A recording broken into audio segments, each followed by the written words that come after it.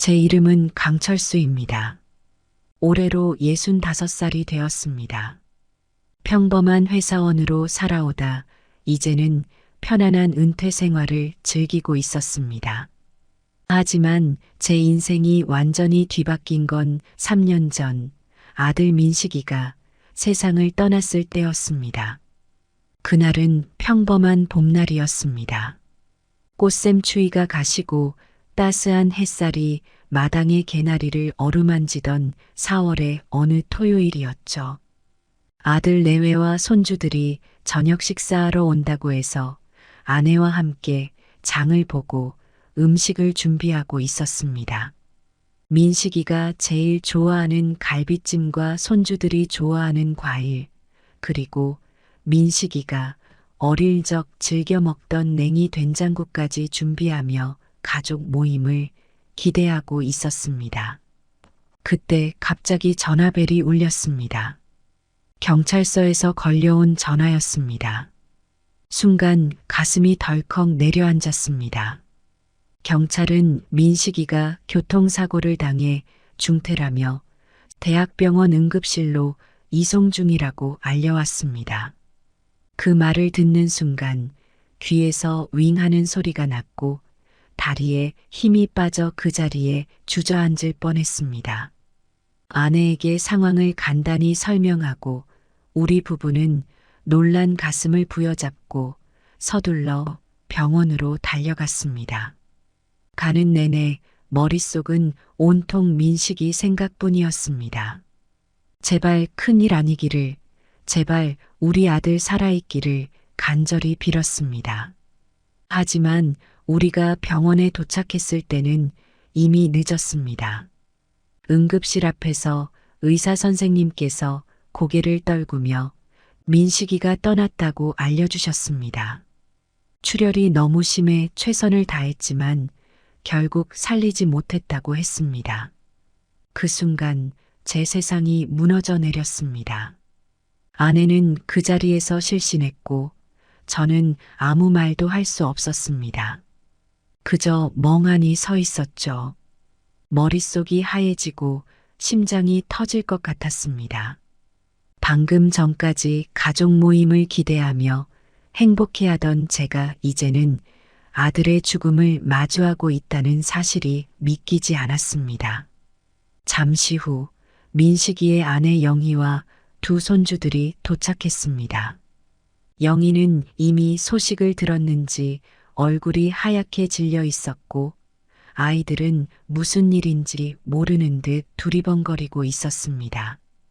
5살 된 손녀 민지가 아빠를 찾았지만 우리 중 누구도 대답할 수 없었습니다. 영희와 아이들의 모습을 보니 가슴이 찢어지는 것 같았습니다. 아이들은 아빠가 왜 눈을 감고 있는지 이해하지 못했고 영희는 말없이 울기만 했습니다. 저는 그저 그 자리에 서서 이럴 순 없다라는 말만 되풀이했습니다. 그날 이후 며칠 동안은 모든 것이 꿈처럼 흘러갔습니다. 장례를 치르는 동안 수많은 사람들이 다녀갔지만 저는 그저 멍하니 앉아 있었습니다. 민식이의 웃는 얼굴, 그의 목소리, 그와 함께했던 추억들이 머릿속을 스쳐 지나갔습니다. 아들을 먼저 보내는 부모의 마음이 이런 것인지 이제야 알겠다는 생각이 들었습니다.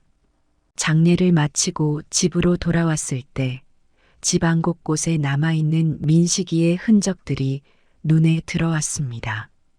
어릴 적 찍은 사진들, 그가 사용하던 물건들, 명절 때 왔다 간 흔적들. 모든 것이 민식이를 떠올리게 했고 그때마다 가슴이 미어졌습니다. 밤이 되어 잠자리에 들 때면 아내와 저는 서로를 부둥켜 안고 울었습니다. 우리의 첫째이자 외동아들을 잃은 슬픔은 말로 표현할 수 없을 만큼 컸습니다. 하지만 동시에 영희와 아이들 걱정도 되었습니다. 이제 그들은 어떻게 살아가야 할지, 우리가 어떻게 도와야 할지 고민이 되기 시작했습니다. 아들을 잃은 슬픔 속에서도 우리는 새로운 현실을 받아들이고 앞으로 나아가야 한다는 것을 알았습니다. 민식이가 남긴 가족들을 위해 그리고 우리 자신을 위해서도 그래야 했습니다. 하지만 그 길이 얼마나 어렵고 고통스러울지 그때는 미처 알지 못했습니다. 장례를 치르고 난 후 저와 아내는 영희와 아이들을 어떻게 도와야 할지 고민했습니다. 영희는 전업주부였고 아이들은 아직 어렸습니다. 민지는 5살, 동생 준우는 3살에 불과했죠. 우리는 그들이 경제적으로나 정서적으로 힘든 시기를 겪지 않게 하고 싶었습니다. 아들이 떠난 후 처음 맞이한 주말, 우리는 영희의 집을 방문했습니다.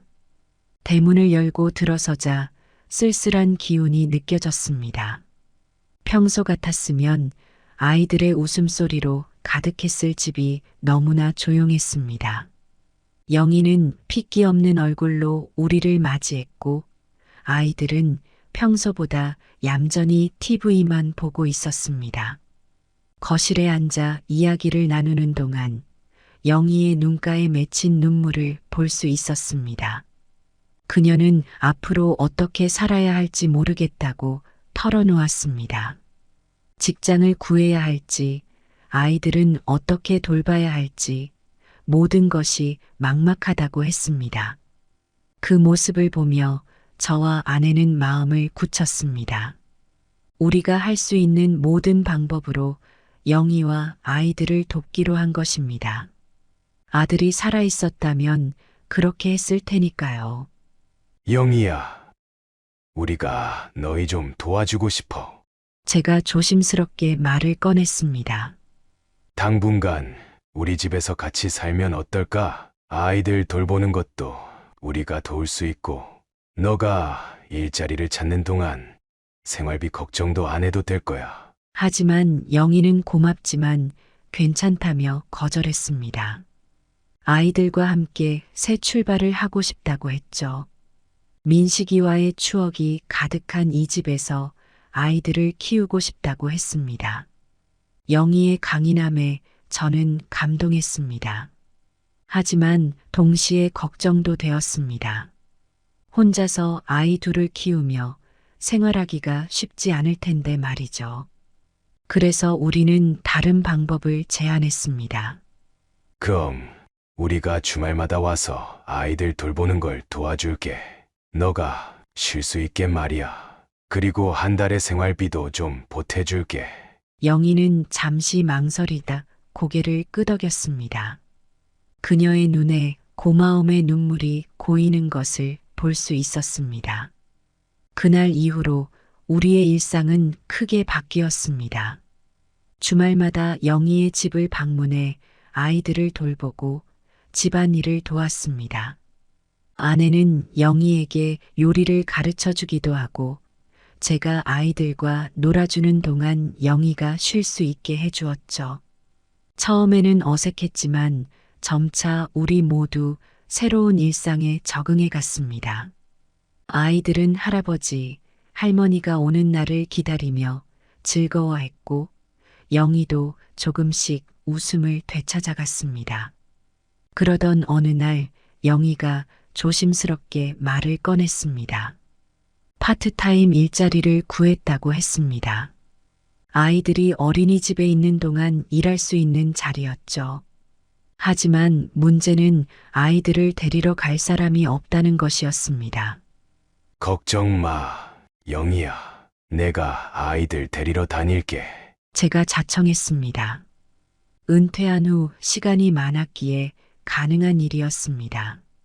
그렇게 저는 매일 오후 4시면 어린이집으로 향했습니다. 아이들을 데리고 놀이터에 들러 놀다가 집에 데려다 주곤 했죠.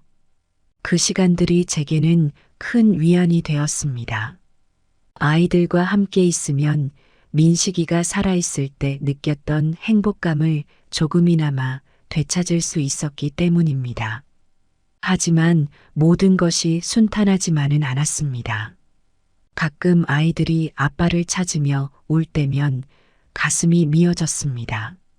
특히 준우는 아직 어려서 아빠가 왜 안 오는지 이해하지 못했습니다.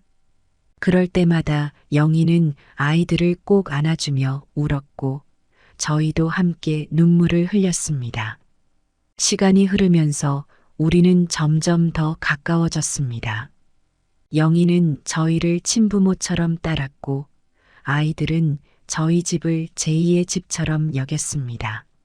주말이면 함께 나들이를 가기도 하고 명절에는 같이 보내며 가족의 의미를 새롭게 느꼈습니다.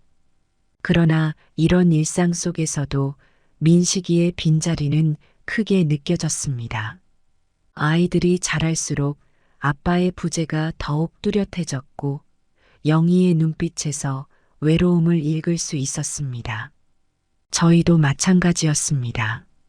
아들의 빈자리를 채우기에는 역부족이었죠. 그래서 우리는 더욱 노력했습니다.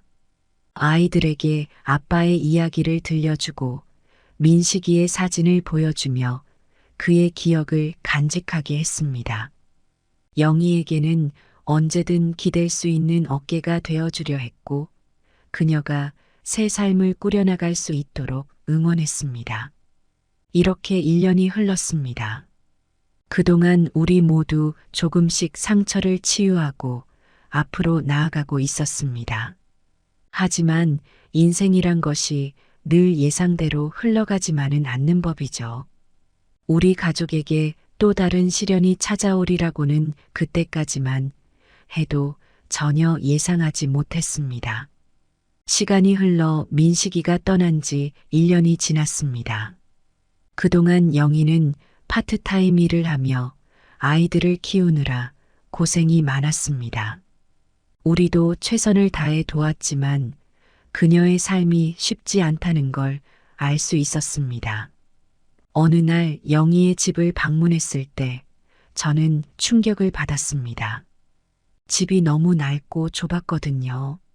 아이들이 뛰어놀 공간도 없었고 벽지는 곳곳이 찢어져 있었습니다.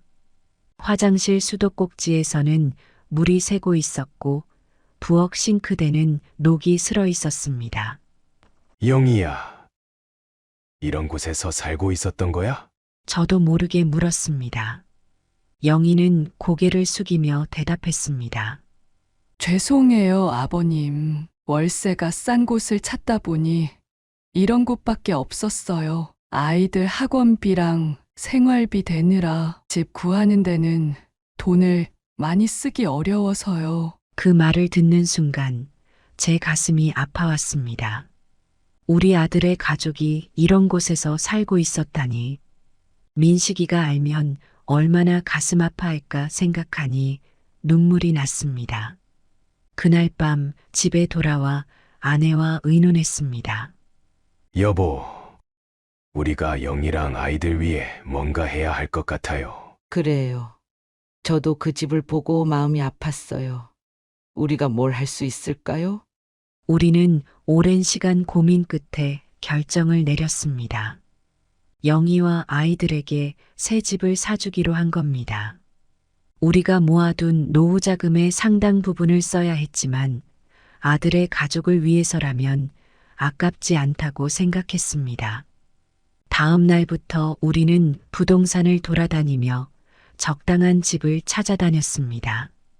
아이들 학교와 가깝고 안전한 동네에 있으며 햇빛이 잘 드는 집을 찾고 싶었습니다. 일주일 동안 열심히 찾아다닌 끝에 마침내 적당한 집을 발견했습니다. 3층짜리 다세대 주택의 2층이었는데 방 3개에 거실도 넓었습니다. 아이들이 뛰어놀 수 있는 공간도 충분했고 베란다에서는 작은 화분도 가꿀 수 있을 것 같았습니다. 가격도 우리가 생각한 것보다 크게 높지 않았습니다. 집을 계약하고 나서 우리는 영희에게 이 사실을 알리기로 했습니다. 주말에 영희의 집으로 찾아갔습니다. 영희야, 우리가 너희 가족을 위해 집을 하나 마련했어. 제가 조심스럽게 말을 꺼냈습니다. 영희는 놀란 표정으로 우리를 바라보았습니다. 네. 무슨 말씀이세요? 그래. 새 집으로 이사 가자. 방도 3개고 아이들 놀이방으로 쓸 수 있는 공간도 있어. 영희의 눈에 눈물이 고였습니다. 아버님, 어머님, 정말 감사합니다. 하지만 저희가 어떻게 그런 큰 선물을 받을 수 있겠어요? 너무 죄송해요. 뭘 죄송해. 너희는 우리 가족이잖아. 민식이가 살아있었다면 당연히 해줬을 거야. 우리가 대신 해주는 거지. 영희는 한동안 말을 잇지 못하고 울기만 했습니다. 아이들은 상황을 이해하지 못한 채 어리둥절해하고 있었습니다. 새 집으로 이사 가니까 좋지. 제가 아이들에게 말했습니다. 민지와 준우는 환호성을 지르며 좋아했습니다. 와, 새 집이다. 이삿날 우리는 모두 함께 새 집으로 향했습니다. 영희는 여전히 미안해하는 기색이 있었지만 아이들의 밝은 모습을 보며 조금씩 마음을 풀어가는 것 같았습니다. 새 집에 도착하자 아이들은 신이 나서 뛰어다녔습니다. 넓은 거실과 깨끗한 방을 보며 연신 감탄사를 내뱉었죠. 영희도 새 부엌을 보며 행복한 미소를 지었습니다. 영희의 눈에는 눈물이 고였고 저도 덩달아 눈시울이 붉어졌습니다. 그날 저녁 우리는 새 집에서 첫 식사를 함께 했습니다. 아내가 준비한 음식을 먹으며 모두가 행복한 시간을 보냈습니다. 식사를 마치고 아이들이 잠들었을 때 영희가 조용히 말을 걸어왔습니다.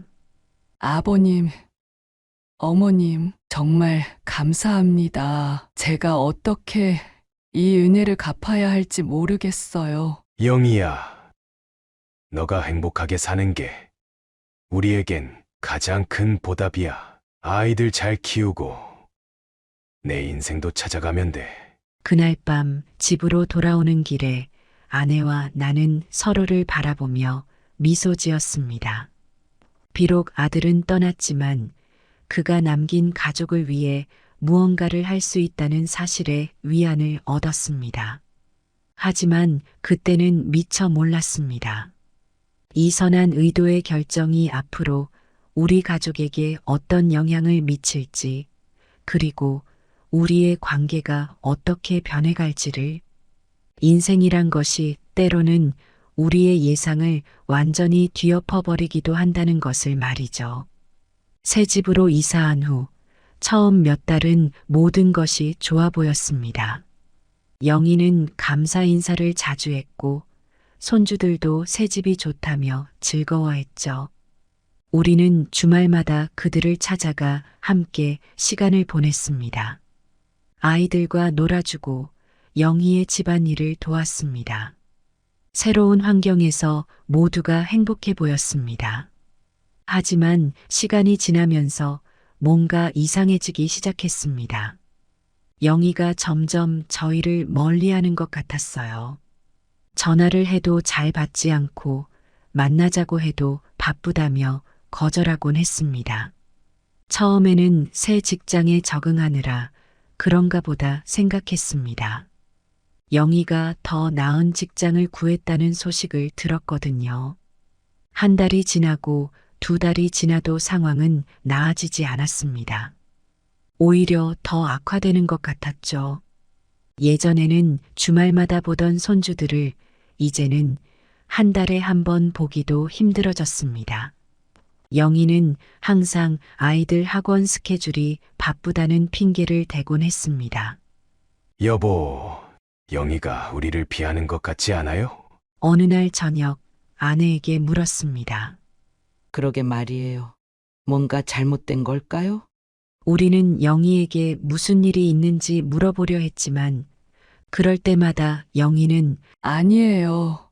괜찮아요. 그냥 좀 바빠서요. 라는 말만 반복했습니다. 하지만 그녀의 목소리에서 어떤 냉담함이 느껴졌습니다. 예전의 따뜻함은 사라진 것 같았죠. 그러던 어느 날 우연히 마트에서 영희를 마주쳤습니다. 반가운 마음에 인사를 건넸는데 영희는 당황한 기색이 역력했습니다. 그리고 제가 놀란 것은 영희의 옆에 있던 낯선 남자였습니다. 영희는 어색하게 그를 소개했습니다. 아, 이분은 제 직장 동료예요. 우연히 마트에서 만나서. 하지만 그들의 친밀한 모습을 보니 단순한 동료 사이는 아닌 것 같았습니다. 가슴이 철렁 내려앉는 기분이었습니다. 설마 영희가 새로운 사람을 만나고 있는 걸까요? 그 일 이후로 저는 잠을 이루지 못했습니다. 머릿속에는 온갖 생각들이 맴돌았습니다. 영희의 새로운 관계에 대한 고민이 끊이지 않았습니다. 한편으로는 그녀가 행복해질 권리가 있다고 생각하면서도 다른 한편으로는 민식이가 떠난 지 얼마 되지 않았다는 사실에 마음이 아팠습니다. 특히 우리가 정성껏 마련해준 집에서 다른 남자와 살고 있다는 생각을 하면 배신감이 들었습니다. 그 집은 단순한 건물이 아니라 민식이에 대한 우리의 사랑과 그리움이 담긴 공간이었기 때문입니다. 밤새 이런 복잡한 감정들과 씨름하며 뒤척였습니다. 며칠을 고민한 끝에 저는 영희에게 연락했습니다. 직접 만나 이야기를 나누고 싶다고 했죠. 전화 너머로 영희의 목소리에서 긴장감이 느껴졌지만 잠시 망설임 끝에 그녀는 만남에 동의했습니다. 우리는 집 근처 공원에서 만났습니다. 가을의 서늘한 바람이 나뭇잎을 흔들고 있었습니다. 영희는 평소보다 창백해 보였고 어깨는 긴장으로 굳어 있었습니다.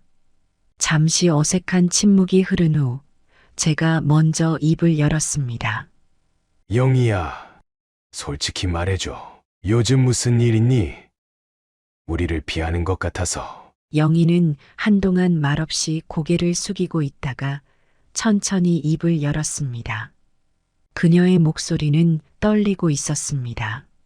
아버님, 정말 죄송합니다. 사실 제가 새로운 사람을 만나고 있어요. 예상했던 대답이었지만 직접 듣자 가슴이 무너지는 것 같았습니다. 영희는 눈물을 참으며 계속 말을 이어갔습니다. 처음에는 그저 위로가 필요했어요. 힘들 때 기댈 수 있는 누군가가 필요했죠. 그런데 어느새 제 마음이 그 사람에게로 향하고 있더라고요. 민식이 오빠에게도 아버님, 어머님께도 정말 죄송합니다. 하지만 저도 새로운 삶을 살 권리가 있지 않을까요? 영희의 눈에는 눈물이 고여 있었습니다. 저는 한동안 아무 말도 할 수 없었습니다.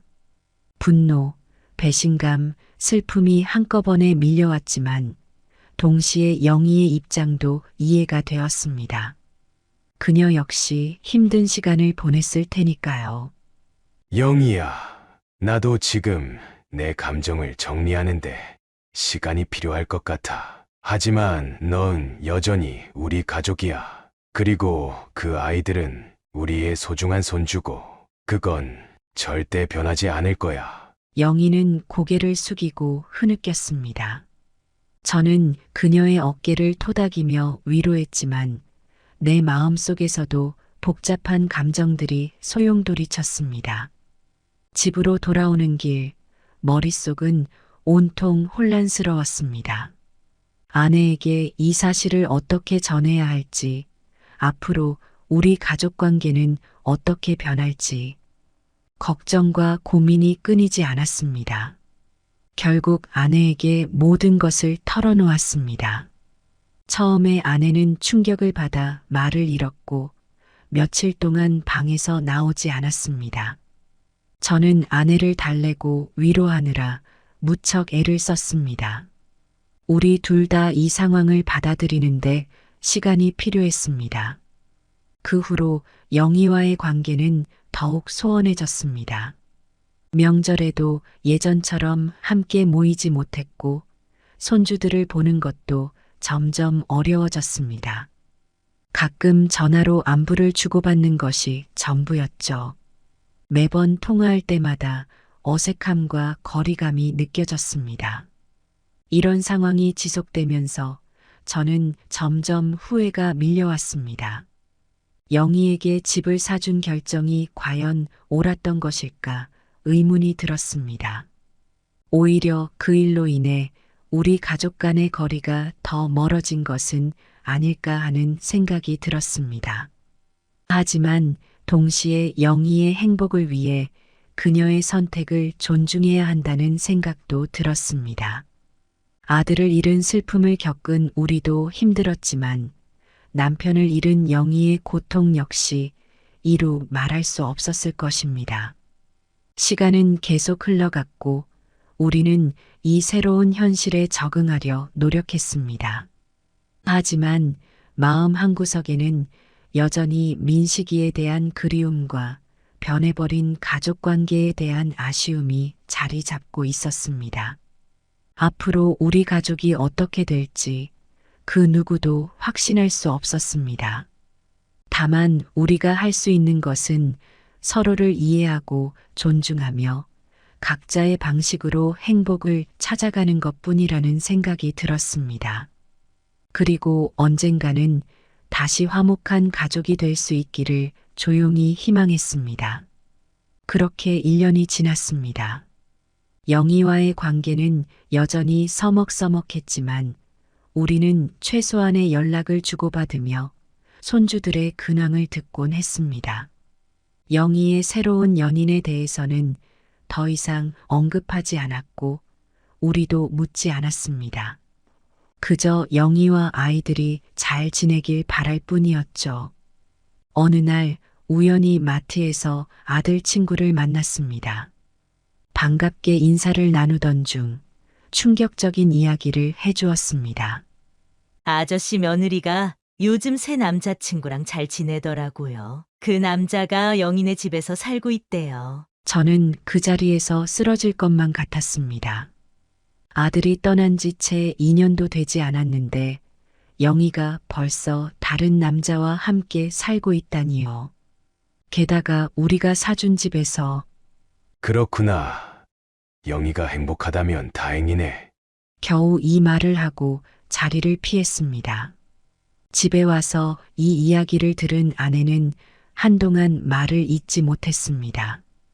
그리고는 갑자기 울음을 터뜨렸습니다. 여보, 우리가 뭘 잘못한 걸까요? 민식이가 하늘에서 이걸 본다면 얼마나 가슴 아파할까요? 저는 아내를 안고 함께 울었습니다. 우리는 그날 밤 잠을 이루지 못했습니다.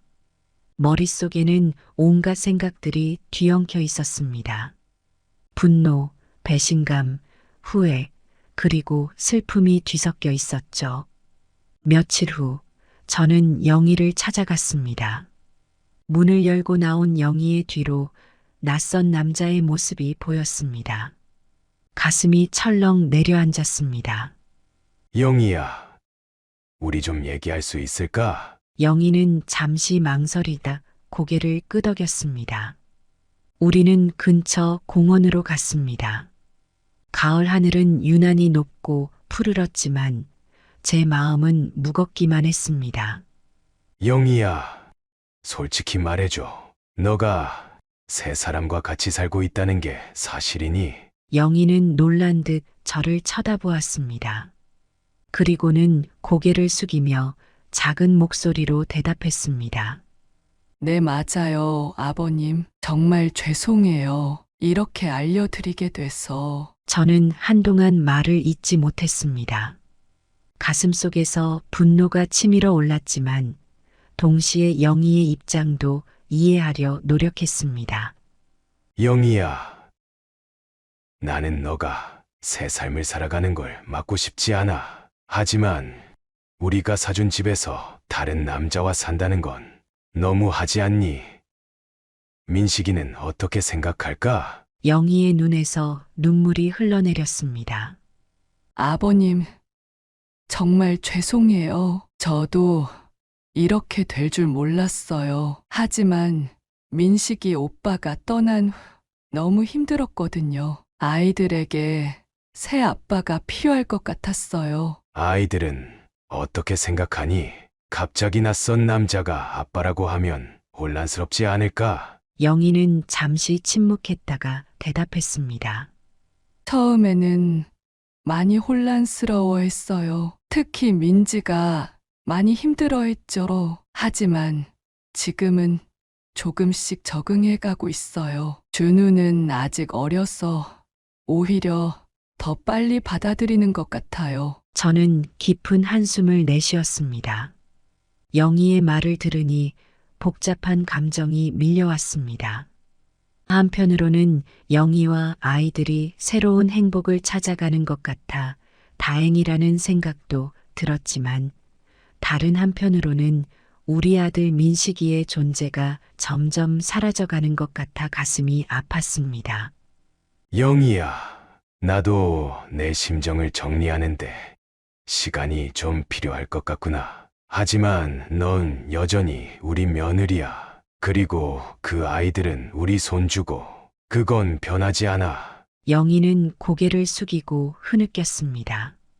저는 그녀의 어깨를 토닥였습니다. 집으로 돌아오는 길, 머릿속이 복잡했습니다. 아내에게 이 사실을 어떻게 전해야 할지, 앞으로 우리 가족 관계는 어떻게 될지, 많은 생각들이 교차했습니다.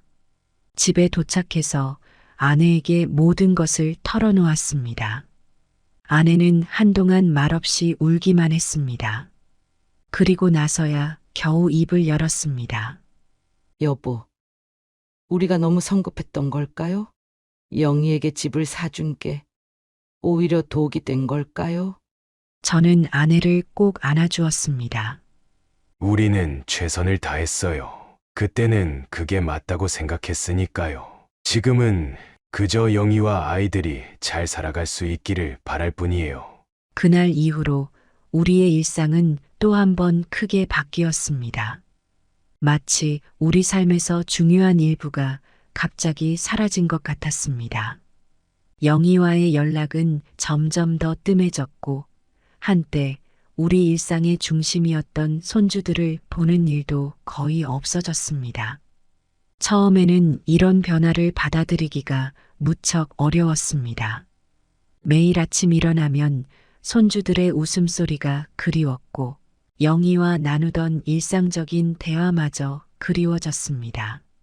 하지만 시간이 지날수록 이런 공허함에 점차 익숙해져 갔습니다. 이제 우리와 영희 가족과의 만남은 가끔 명절에 짧게 만나는 것이 전부입니다.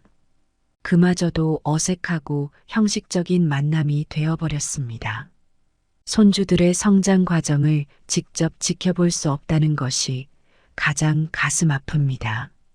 아이들의 첫 운동회, 첫 발표회, 중요한 시험날 등 특별한 순간들을 함께 나누지 못하는 것이 늘 아쉽기만 합니다.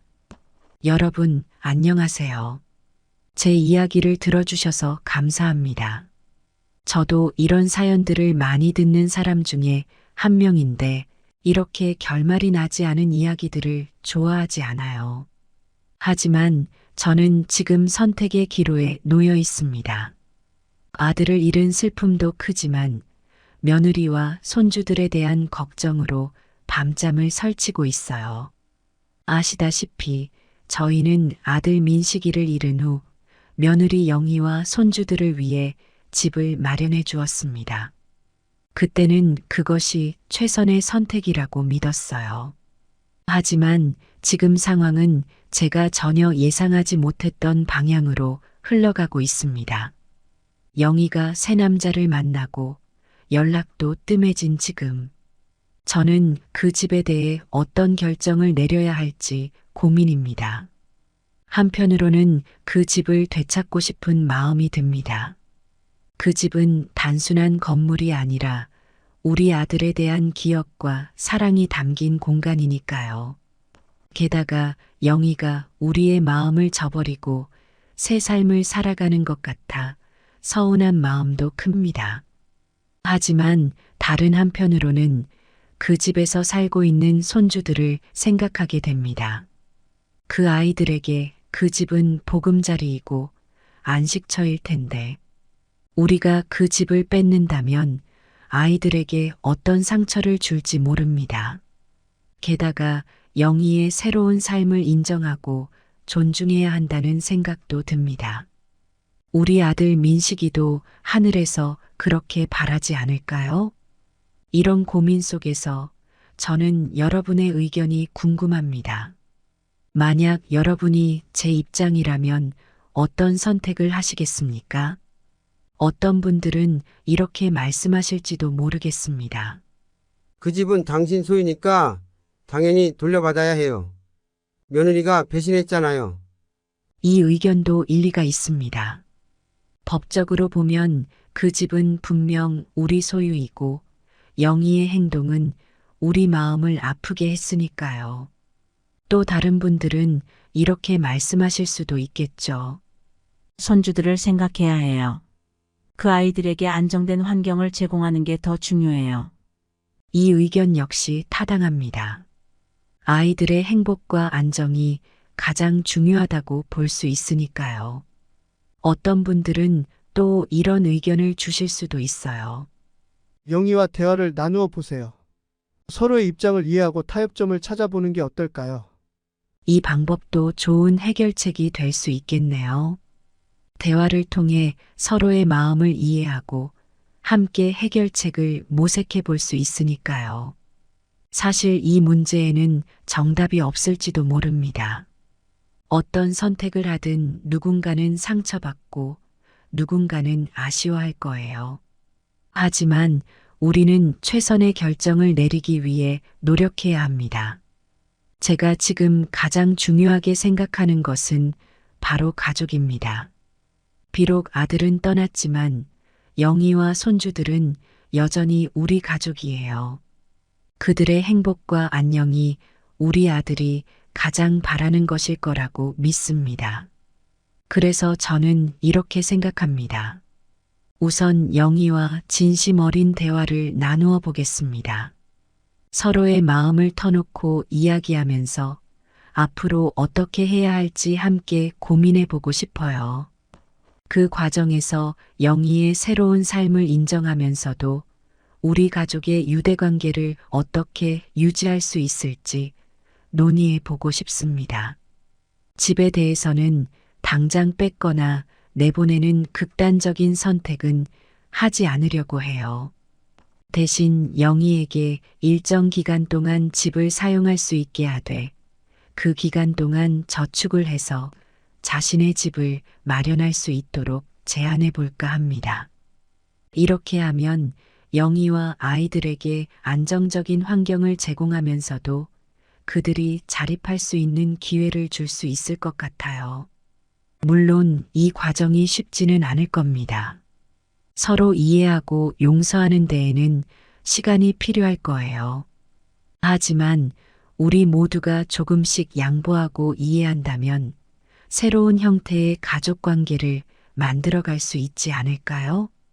여러분의 의견도 꼭 듣고 싶습니다. 제가 미처 생각하지 못한 부분이 있다면 조언해 주세요. 여러분의 경험이나 생각이 저에게 큰 도움이 될 거예요.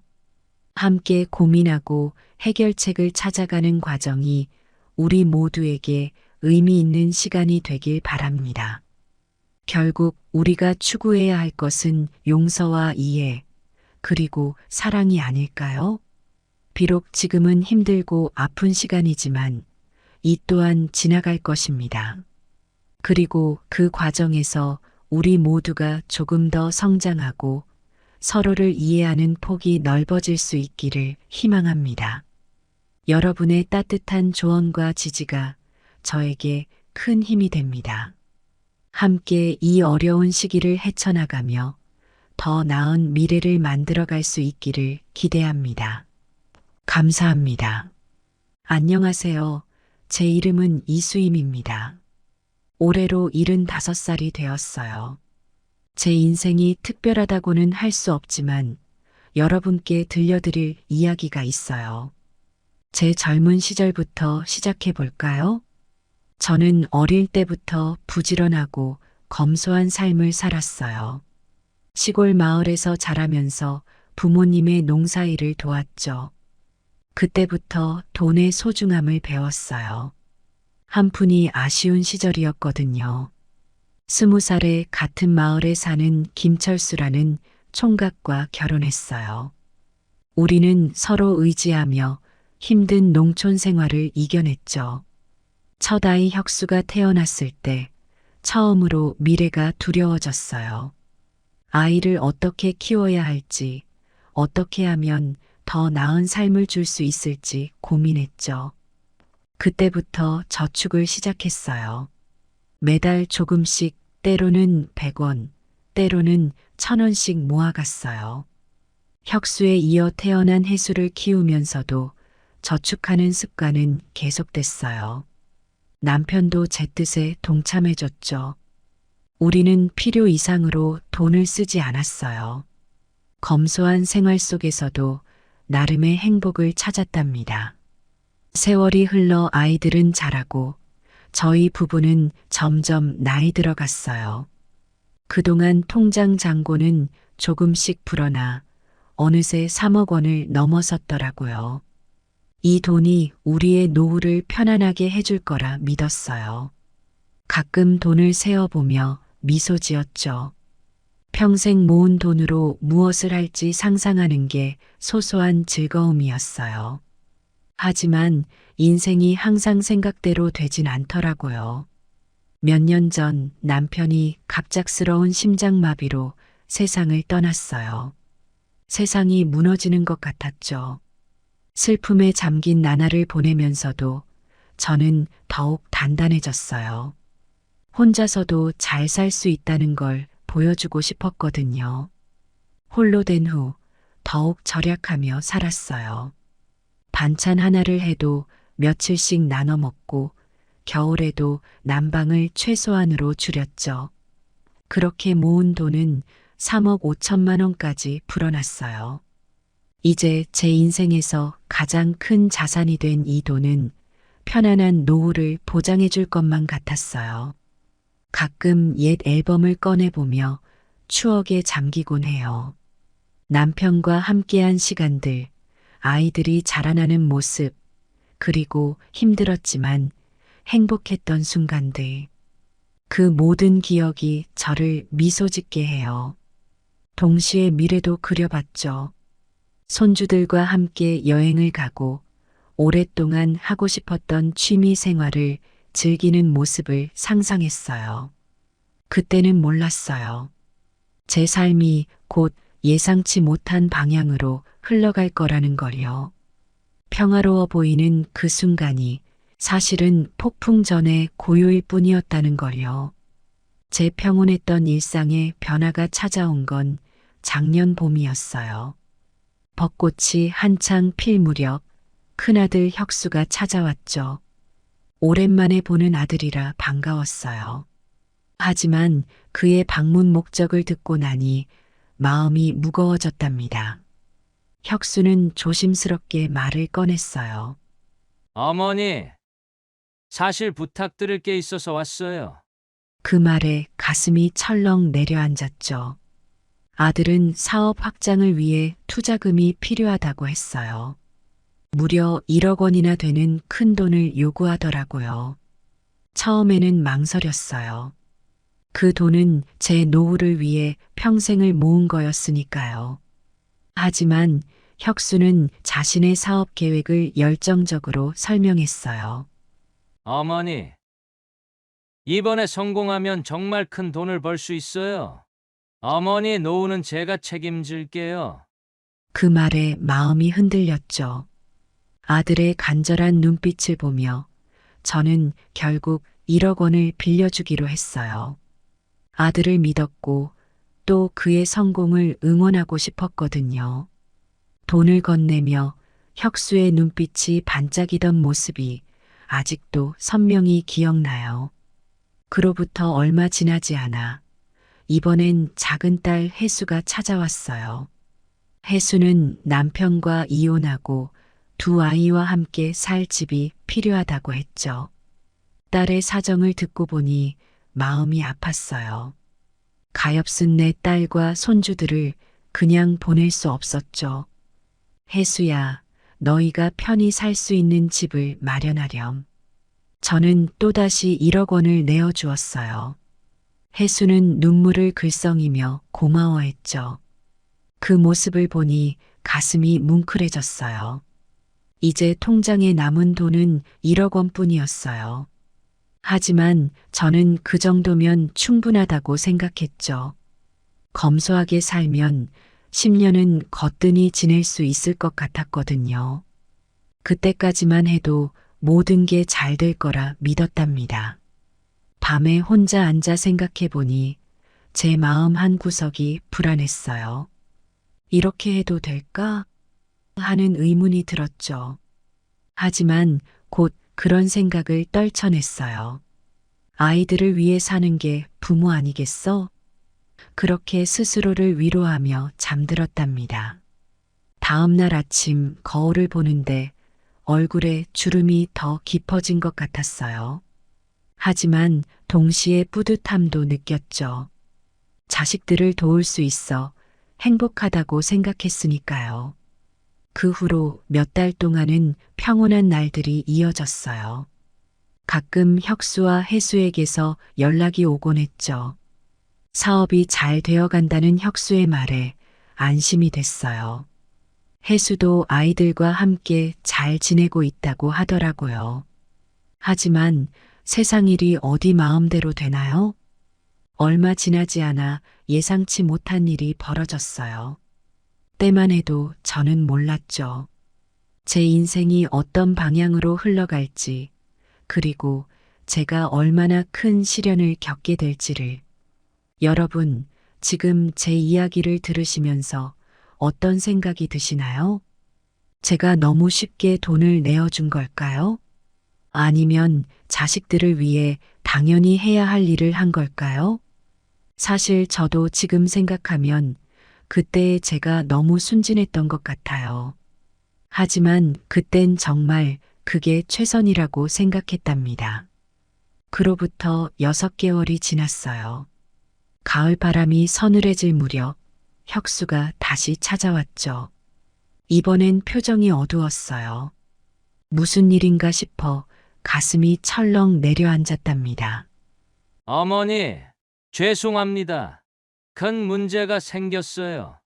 혁수의 목소리가 떨렸어요. 알고 보니 사업 파트너가 회사 자금을 모두 들고 도주했다는 거예요. 혁수는 눈물을 글썽이며 말을 이어갔어요. 어머니, 이번만 도와주세요. 주가 투자가 필요해요. 제발요.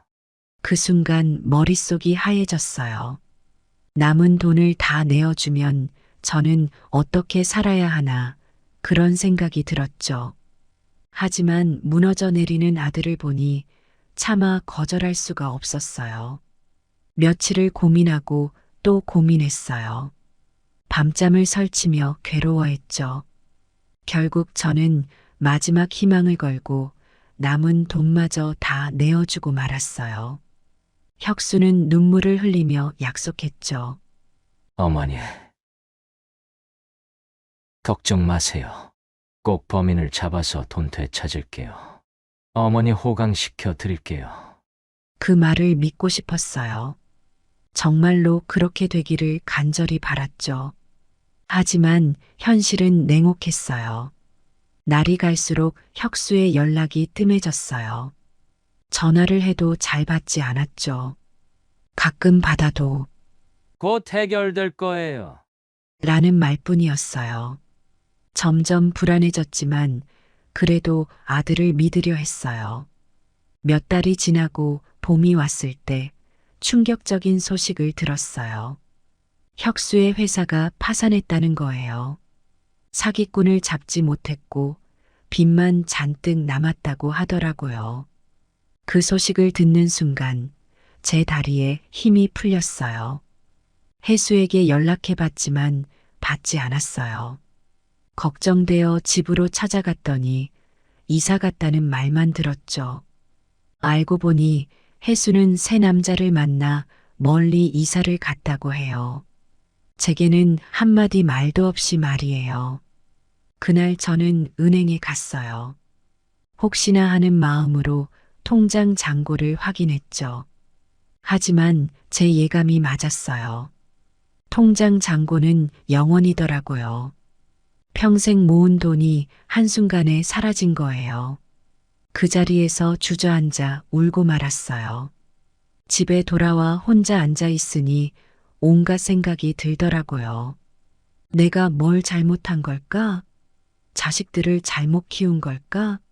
아니면 내가 너무 어리석은 건가? 밤새 잠을 이루지 못했어요. 다음 날 아침 거울을 보는데 하룻밤새 얼굴에 주름이 더 깊어진 것 같더라고요. 눈가에 맺힌 주름은 마치 제 인생을 조롱하는 것만 같았어요. 자식들에게 전화를 걸어봤지만 아무도 받지 않았어요. 문자도 보냈지만 답장이 없었죠. 그제서야 깨달았어요. 제가 완전히 혼자가 되었다는 걸요. 이웃들의 시선도 달라진 것 같았어요. 전에는 부자 할머니로 불리던 제가 이제는 동정의 대상이 된 거죠. 길에서 마주치면 어색하게 인사하고 급히 지나가곤 했어요. 그런 시선들이 너무 힘들었어요. 밤이면 예전 생각이 나서 눈물을 흘렸어요. 남편과 함께 검소하게 살며 돈을 모으던 시절, 아이들이 어렸을 때 제잘되며 뛰어놀던 모습, 그 행복했던 순간들이 이제는 그저 아픈 기억일 뿐이었죠. 하루는 옛 앨범을 꺼내봤어요. 혁수와 혜수가 어렸을 때 사진을 보며 한참을 울었죠. 천진난만하게 웃던 그 아이들이 저를 이렇게 버릴 줄은 꿈에도 몰랐어요. 배신감, 후회, 분노, 슬픔, 복잡한 감정이 가슴을 아프게 했어요. 이제 저는 달라졌어요. 더 이상 누군가를 쉽게 믿지 않아요. 심지어 제 자식들조차도요. 세상이 얼마나 차가운지 뼈저리게 느꼈으니까요.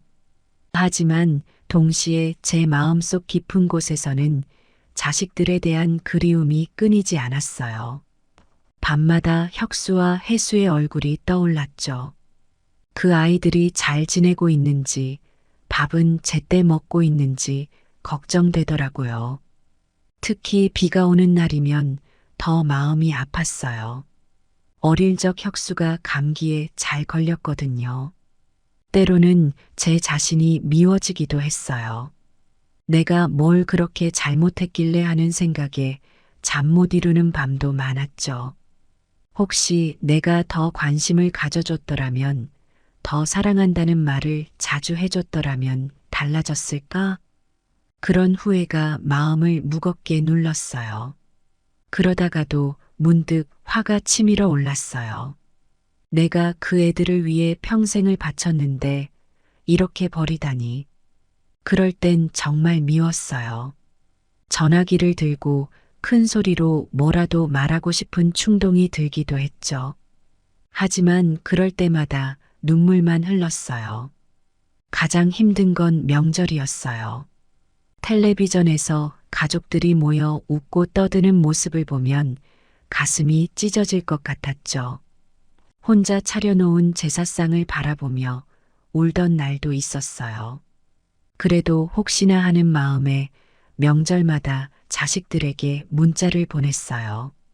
새해 복 많이 받아라. 건강해라. 답장은 오지 않았지만요. 어떤 날은 자식들을 원망하다가도 또 어떤 날은 그들의 입장을 이해하려 노력했어요. 혁수는 사업 실패로 얼마나 힘들었을까. 혜수는 이혼하고 아이들 키우느라 정신없었겠지. 그렇게 생각하면 마음이 조금은 누그러졌죠. 하지만 이내 또다시 서운함이 밀려왔어요. 그래도 난 너의 엄마인데 한 번쯤은 연락할 수 있었잖아. 그런 생각에 다시 눈물이 났죠. 이렇게 하루에도 수십 번씩 감정의 롤러코스터를 탔어요. 그래도 가끔은 자식들이 잘 살고 있기를 바라는 마음도 들었어요. 내 마음은 아프지만 그래도 우리 혁수, 혜수가 행복했으면 좋겠다는 생각이 들 때도 있었죠. 그럴 때면 작은 위로가 되기도 했어요. 이렇게 복잡한 감정 속에서 하루하루를 보냈어요. 원망, 그리움, 후회, 걱정, 분노, 사랑. 이 모든 감정들이 뒤엉켜 제 마음을 힘들게 했지만 그래도 살아가야 했죠. 그렇게 하루하루를 견디며 살아가는 것, 그게 제가 할 수 있는 유일한 일이었어요. 돈이 없으니 제 삶은 완전히 달라졌어요. 매일 새벽 4시, 아직 세상이 어둠에 잠겨 있을 때 일어났죠. 차가운 물로 얼굴을 씻고 허리를 펴기도 전에 문을 나섰어요. 시장으로 향하는 길은 칠흑 같은 어둠뿐이었죠. 가로등 불빛 아래로 저와 같은 처지의 사람들이 보이기 시작했어요. 우리는 말없이 고개를 끄덕이며 인사를 나눴죠. 처음 폐지를 주울 때는 너무 창피해서 고개를 들 수 없었어요. 지나가는 사람들의 시선이 따갑게 느껴졌죠. 하지만 살아남기 위해선 자존심 같은 건 버려야 했어요. 시간이 지나면서 점점 익숙해졌고 폐지를 고르는 눈이 생겼어요. 처음엔 모든 폐지가 다 똑같아 보였는데 이제는 어떤 것이 더 가치 있는지 단번에 알 수 있게 되었죠. 골목골목을 돌아다니며 버려진 상자들을 찾았어요. 어떤 것이 더 가치 있는지, 어디에 가면 조금이라도 더 비싸게 팔 수 있는지 알게 되었죠. 그렇게 요령이 생기면서 하루 수입도 조금씩 늘어났지만 여전히 빠듯한 생활이었어요. 한 번은 운 좋게 대형 가전제품 상자를 발견했는데 그날은 정말 기분 좋게 저녁을 먹을 수 있었답니다. 날씨는 큰 적이었어요. 여름엔 폭염에 지쳐 쓰러질 것 같았고 겨울엔 손발이 얼어붙는 것 같았죠. 특히 겨울은 정말 힘들었어요. 난방비가 무서워 보일러를 켤 수가 없었거든요. 작은 전기장판 하나로 겨울을 났는데 그마저도 전기세가 무서워 잠깐씩만 켰어요. 추운 날에는 동네 슈퍼 앞에서 몸을 녹이곤 했죠. 친절한 주인 아저씨가 가끔 따뜻한 커피를 건네주셨어요. 밤에는 이불 3개를 겹겹이 덮고 잤지만 추위에 떨며 잠 못 이루는 밤이 많았어요. 얼어붙은 손가락으로 폐지를 주워야 했고 발은 땅에 붙은 것처럼 무거웠죠. 그래도 포기할 순 없었어요. 쉬는 날 없이 매일 나갔답니다. 일요일이나 공휴일에는 오히려 더 많은 폐지를 모을 수 있었거든요. 가끔 눈이 오는 날엔 더욱 힘들었어요. 젖은 폐지는 무게도 늘고 가치도 떨어졌거든요. 하지만 그런 날이 오히려 수입이 더 좋았어요. 다른 사람들이 나오지 않아 경쟁이 덜했거든요. 눈이 쌓인 길을 걸으며 폐지를 주울 때면 어릴 적 눈사람을 만들던 기억이 떠올라 잠시 미소 짓기도 했어요. 건강도 나빠졌어요. 허리는 늘 아팠고 무릎은 쑤셨죠. 손목은 폐지를 들어 올리느라 항상 붓고 아팠어요. 하지만 병원에 갈 엄두를 내지 못했어요. 진료비가 무서웠거든요. 대신 동네 약국에서 파는 싼 팥으로 버텼죠. 몸이 아프면 일을 못하니까 아픈 걸 참는 것도 생존을 위한 방법이었어요. 약국 아저씨가 걱정되는 눈빛으로 자주 물어보셨어요. 할머니, 정말 괜찮으세요? 병원에 한번 가보시는 게 어떨까요? 하지만 저는 괜찮다고 웃으며 말했죠. 속으로는 병원비 내고 나면 한 달을 굶어야 할 텐데 라고 생각하면서요. 그래도 약국 아저씨의 따뜻한 마음이 감사했어요. 식사도 제대로 하지 못했어요. 대부분 라면으로 때웠죠. 가끔 반찬이라도 사려고 하면 지갑 속 동전을 세어보다가 포기하곤 했어요. 그래도 일주일에 한 번은 꼭 계란이라도 사서 먹었답니다. 단백질이라도 섭취해야 한다고 생각했거든요. 가끔은 시장 구석에 있는 작은 분식집에서 김치찌개를 사 먹었어요. 그럴 때면 잠시나마 따뜻함을 느낄 수 있었죠. 하루의 끝은 언제나 고단했어요. 밤 늦게까지 폐지를 모아 재활용 센터에 팔고 나면 겨우 10,000원 남짓한 돈을 받았죠. 그 돈으로 다음 날에 라면과 빵을 사고 나면 몇백 원 남지 않았어요. 그럴 때마다 마음이 무너져 내렸지만 또 다음 날을 위해 이를 악물어야 했죠. 작은 동전 하나하나가 그렇게 소중할 줄 몰랐어요. 주변 사람들의 시선도 힘들었어요. 어떤 이들은 동정의 눈빛으로, 또 어떤 이들은 멸시하는 듯한 눈으로 바라봤죠. 때로는 그 시선들이 너무 무거워 숨고 싶을 때도 있었어요. 그렇게 힘든 나날을 보내고 있을 때 뜻밖의 도움의 손길이 찾아왔어요. 바로 옆집에 사시는 김할머니였죠. 어느 날 김할머니가 문을 두드리더니 따뜻한 국과 반찬을 건네주셨어요. 이웃사촌인데 서로 돕고 살아야지. 그 말씀에 눈물이 났어요. 오랜만에 맛보는 따뜻한 음식에 가슴이 뭉클해졌죠. 처음에는 그 도움을 받는 게 너무 부끄러웠어요. 하지만 김할머니는 제 마음을 읽은 듯 말씀하셨죠. 우리 모두 어려울 때가 있는 거야. 내가 도움 받았을 때 갚겠다고 다짐했었지. 이제 그 은혜를 갚는 거라고 생각하면 돼. 그 말씀에 저는 더욱 감사한 마음이 들었어요. 그 후로 김할머니는 종종 반찬을 나눠주셨어요. 덕분에 조금은 나은 식사를 할 수 있었죠. 김치찌개, 된장찌개, 멸치볶음. 할머니의 정성이 담긴 반찬들은 제 입에도 마음에도 따뜻함을 전해주었어요. 김할머니의 반찬 덕분에 건강도 조금씩 나아지는 것 같았어요. 영양가 있는 음식을 먹으니 체력도 좋아지고 감기도 덜 걸리더라고요. 무엇보다 누군가 나를 걱정해주고 있다는 생각에 마음이 따뜻해졌어요. 맞은편 건물에 사시는 박 할아버지도 도와주셨어요.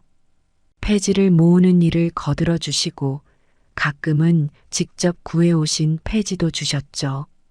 박 할아버지는 제가 무거운 걸 들지 못하게 하시면서 우리 같은 노인네들은 서로 도와야 해. 라고 말씀하셨어요.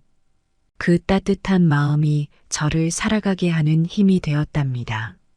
박 할아버지는 폐지를 모으는 요령도 가르쳐 주셨어요. 어느 시간에 어디를 가면 좋은 폐지를 구할 수 있는지, 어떤 가게 주인들이 친절하게 폐지를 내주시는지 등을 알려주셨죠. 덕분에 조금 더 효율적으로 일할 수 있게 되었어요. 이웃들의 따뜻한 도움 덕분에 저는 조금씩 희망을 되찾아갔어요. 세상이 그렇게 차갑지만은 않다는 걸 느꼈죠. 그리고 언젠가는 저도 누군가에게 도움을 줄 수 있는 사람이 되고 싶다는 작은 꿈도 생겼답니다.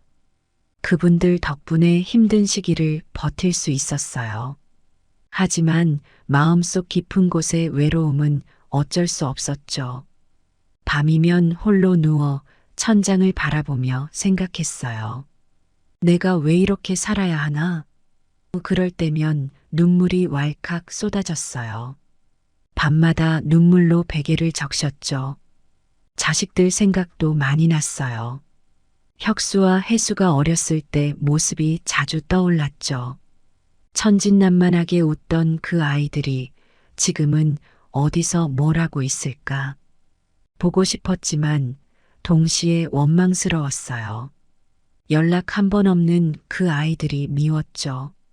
그래도 혹시나 하는 마음에 전화기를 들었다 내려놓기를 반복했어요. 그러던 어느 날 우연히 옛 친구 영숙이를 만났어요. 50년 만에 재회였죠. 시장에서 폐지를 줍다가 마주쳤는데 처음엔 서로 못 알아봤어요. 하지만 이내 우리는 서로를 알아보고 부둥켜 안고 울었답니다. 세월의 흔적이 고스란히 묻어있는 서로의 얼굴을 보며 지나온 시간의 무게를 함께 느꼈어요. 영숙이도 저와 비슷한 처지더라고요. 남편은 일찍 돌아가시고 자식들은 연락도 없고 우리는 서로의 아픔을 나누며 위로가 되었어요. 영숙이와 저는 자주 만나 이야기를 나눴어요. 옛날 얘기도 하고 지금의 힘든 상황도 털어놓았죠.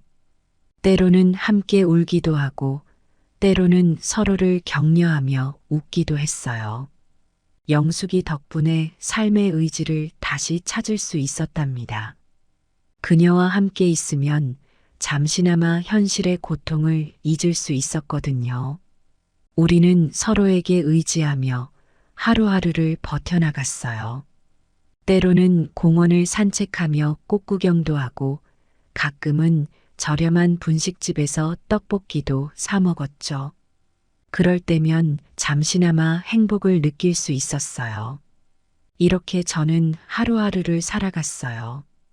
여전히 힘들고 외롭지만 이웃들의 온정과 오랜 친구의 위로가 제게 살아갈 힘을 주었답니다. 그리고 언젠가는 더 나은 날이 올 거라는 작은 희망을 가슴에 품고 살아갔어요. 어느 날 아침 텔레비전에서 놀라운 소식을 들었어요. 내가 살던 시골 마을에 대기업 공장이 들어선다는 거예요. 40년 전 팔았던 우리 땅이 수십 배의 가치로 뛰었다는 소식이었죠. 하지만 이미 팔아버린 땅. 한숨만 나왔어요. 어느 날 문득 손주들이 보고 싶어졌어요. 용기를 내어 혜수에게 연락했죠. 처음엔 어색했지만 손주들은 할머니를 반갑게 맞아주었어요.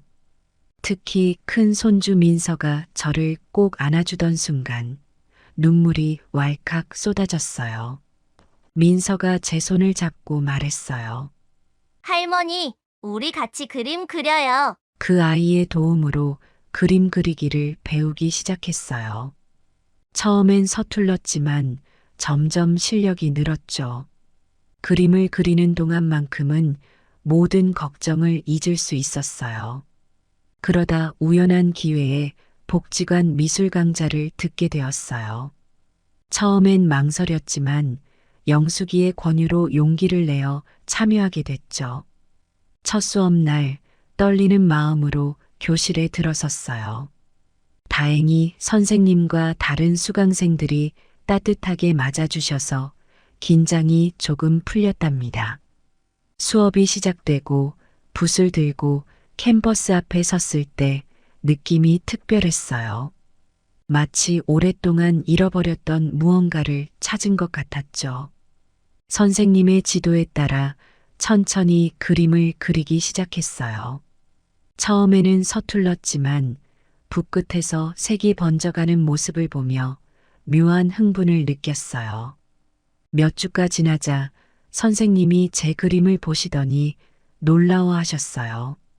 이수임님, 정말 재능이 있으세요. 이렇게 짧은 시간에 이만큼 그리시다니 대단해요. 그 말씀에 가슴이 벅차올랐어요. 오랜만에 느껴보는 성취감이었죠. 그 후로 더욱 열심히 그림을 그렸어요. 집에 돌아와서도 밤 밤늦게까지 붓을 놓지 않았죠. 그림을 그리는 동안에는 모든 걱정과 근심이 사라졌어요. 오직 캔버스와 물감, 그리고 제 마음만이 존재하는 것 같았죠. 6개월이 지나고 선생님께서 전시회를 열어보는 게 어떻겠냐고 제안하셨어요. 처음에는 겁이 났지만 용기를 내어 동의했죠. 전시회 준비를 하면서 제 인생을 돌아보게 되었어요. 그동안의 기쁨과 슬픔, 후회와 희망, 그 모든 것들을 그림으로 표현해 보기로 했어요. 전시회 날이 다가왔어요. 작은 갤러리였지만 제 그림들로 가득 찬 모습을 보니 꿈만 같았어요. 방문객들이 제 그림을 보며 이야기를 나누는 모습에 가슴이 뿌듯했죠. 그 중에는 눈시울을 붉히는 분들도 계셨어요. 제 그림이 누군가의 마음을 움직였다는 사실이 너무나 감격스러웠답니다. 그런데 전시회 중반 깜짝 놀랄 일이 있었어요. 혁수와 혜수가 가족들과 함께 찾아온 거예요. 순간 숨이 멎는 것 같았어요. 그들의 눈에도 눈물이 고여 있었죠. 혁수가 먼저 다가와 제 손을 잡았어요. 어머니, 정말 대단하세요. 이런 멋진 그림들을 그리실 줄이야. 그의 목소리가 떨리고 있었어요. 갤러리 한쪽으로 자리를 옮겨 이야기를 나누기 시작했어요. 혁수가 갑자기 무릎을 꿇더니 용서를 빌었어요. 어머니, 정말 죄송합니다. 제가 어리석었어요. 사업 실패 후에 어머니 얼굴 뵐 면목이 없어서. 하지만 그게 오히려 더 큰 잘못이었다는 걸 이제야 깨달았어요. 혜수도 울면서 사과했어요. 엄마, 저도 정말 미안해요. 제 삶에만 집중하느라 엄마를 돌보지 못했어요. 용서해 주세요. 그 순간 복잡한 감정이 밀려왔어요. 분노, 서운함, 그리움, 안도. 모든 감정이 뒤섞여 눈물만 흘렀죠. 한참을 서로 껴안고 울었어요. 그동안 쌓였던 모든 감정들이 눈물과 함께 흘러나오는 것 같았죠. 조금 진정이 되자 가족 모두가 갤러리 한쪽에 마련된 작은 탁자에 둘러앉았어요. 이야기는 밤늦게까지 이어졌어요. 서로의 아픔과 어려움을 나누며 울기도 하고 웃기도 했죠. 혁수는 사업 실패 후 우울증에 시달렸다고 해요. 혜수는 이혼 후 육아와 직장을 병행하느라 힘들었다고 하더라고요. 저 역시 그동안의 어려움을 털어놓았어요. 이야기를 나누다 보니 우리 모두 각자의 삶에서 힘겨운 시간을 보내고 있었다는 걸 알게 되었어요. 서로를 원망하기보다는 이해하고 위로해야 한다는 걸 깨달았죠. 그날 밤 오랜만에 가족의 따뜻함을 느낄 수 있었어요. 전시회가 끝나고 며칠 후 혁수와 혜수가 다시 찾아왔어요. 이번에는 각자의 가족들과 함께였죠. 손주들이 할머니 그림이 멋있다며 좋아하는 모습을 보니 가슴이 뿌듯했어요. 혁수가 조심스레 제안했어요. 어머니, 저희 집으로 오셔서 함께 사시는 건 어떠세요? 처음에는 망설여졌어요. 하지만 가족들의 진심 어린 모습에 마음이 움직였죠. 결국 혁수의 제안을 받아들이기로 했어요. 새로운 보금자리로 이사하는 날, 가족들이 모두 나서서 도와주었어요. 짐을 옮기면서 이런저런 이야기를 나누는 모습이 마치 옛날로 돌아간 것 같았죠. 새 집에 도착해서 짐을 풀고 있는데 혜수가 작은 방 하나를 가리키며 말했어요. 엄마, 여기를 화실로 꾸며드렸어요. 앞으로 여기서 그림 그리세요. 그 말에 눈물이 났어요. 가족들의 사랑과 배려를 느낄 수 있었거든요. 그날 밤 새 집에서 가족들과 함께 저녁을 먹으며 이야기를 나눴어요. 오랜만에 느껴보는 가족의 따뜻함이 너무나 행복했답니다. 다음 날부터 새로운 일상이 시작되었어요. 아침에 일어나면 손주들과 함께 아침을 먹고, 낮에는 그림을 그리고, 저녁에는 가족들과 시간을 보내는 생활. 처음에는 적응이 조금 어려웠지만 점점 익숙해져 갔어요. 특히 손주들과 함께 그림 그리는 시간이 즐거웠어요. 아이들의 순수한 상상력과 제 경험이 만나 재미있는 그림들이 탄생했죠. 때로는 아이들의 그림에서 오히려 영감을 받기도 했어요. 혁수와 혜수도 변화하는 모습을 보였어요. 혁수는 새로운 사업을 준비하면서 자주 저에게 조언을 구했고, 혜수는 육아에 대해 이야기를 나누곤 했죠. 서로를 이해하고 돕는 과정에서 우리 가족은 점점 더 가까워져 갔어요. 그렇게 몇 달이 지나고 어느 날 복지관에서 연락이 왔어요. 제 그림을 본 어떤 갤러리 관계자가 정식 전시회를 제안했다는 거예요. 처음에는 망설여졌지만 가족들의 응원에 용기를 내어 수락했죠. 전시회 준비는 쉽지 않았어요. 밤늦게까지 그림을 그리고 작품 선정에 고민하는 날들이 이어졌죠. 하지만 가족들이 항상 곁에서 응원해 주었어요. 혁수는 전시회 홍보를 도와주었고, 혜수는 작품 설명을 쓰는 것을 도와주었죠. 드디어 전시회 날이 되었어요. 큰 갤러리에 제 그림들이 걸린 모습을 보니 꿈만 같았어요. 많은 사람들이 찾아와 그림을 감상하고 이야기를 나누었죠. 제 그림을 통해 위로를 받았다는 분들의 이야기를 들으며 가슴이 뭉클해졌어요. 전시회는 성공적으로 끝났고 몇 점의 그림은 판매되기도 했어요. 그 수익금으로 가족들과 함께 오랜만에 여행을 다녀왔죠. 제주도의 아름다운 풍경을 보며 그림의 소재를 구상하기도 하고 가족들과 추억을 쌓기도 했어요. 이제 저는 매일 아침 설레는 마음으로 붓을 듭니다. 그림을 그리는 것이 단순한 취미를 넘어 제 삶의 새로운 의미가 되었어요. 가족들과의 관계도 더욱 돈독해졌고 주변 사람들에게 작은 위로와 희망을 전할 수 있게 되었죠. 돌이켜보면 제 인생은 참 굴곡이 많았어요. 하지만 그 모든 경험들이 지금의 저를 만들어 주었다고 생각해요. 앞으로도 어려움은 있겠지만 이제는 두렵지 않아요. 가족들과 함께 그리고 그림과 함께라면 어떤 어려움도 이겨낼 수 있을 것 같아요. 젊은 분들에게 꼭 전하고 싶은 말이 있어요. 살다 보면 돈의 중요성을 너무나 실감하게 되죠. 하지만 제 경험으로 볼 때 돈보다 더 중요한 것들이 있어요. 바로 가족애와 자아실현이에요. 가족은 우리 인생의 가장 큰 지지대예요.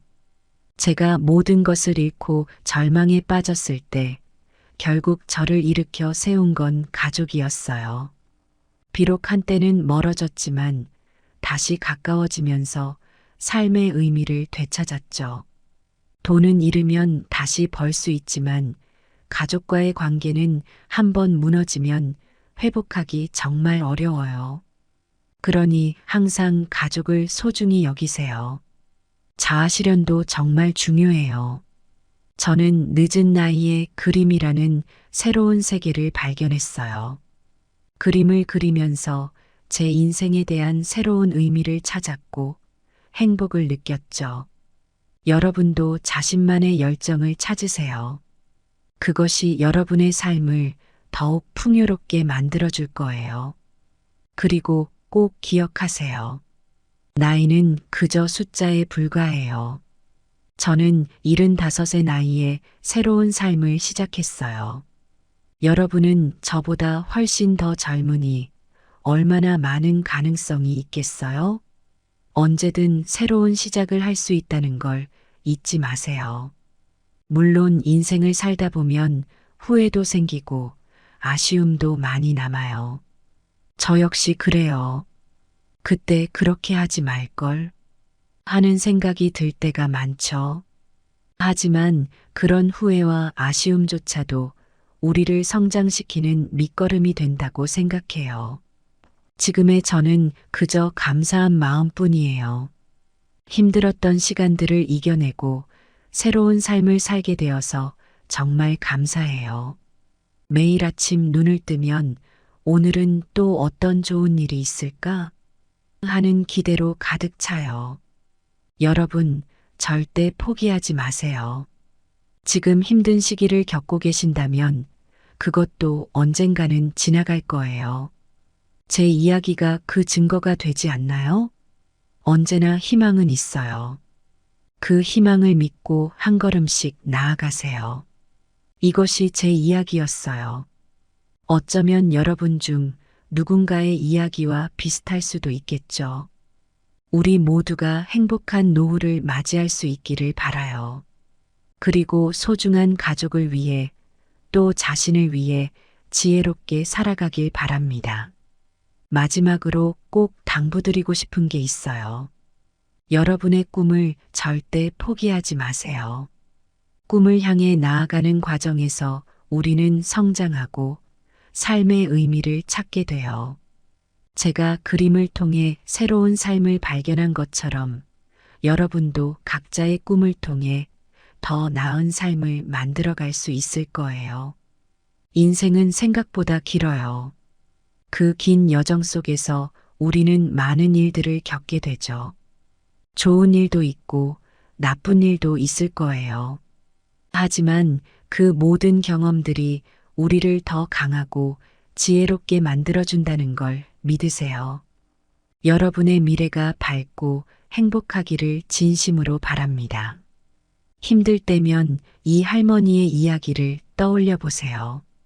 그리고 여러분도 언젠가는 누군가에게 희망과 용기를 줄 수 있는 멋진 이야기의 주인공이 될 거라고 믿어요.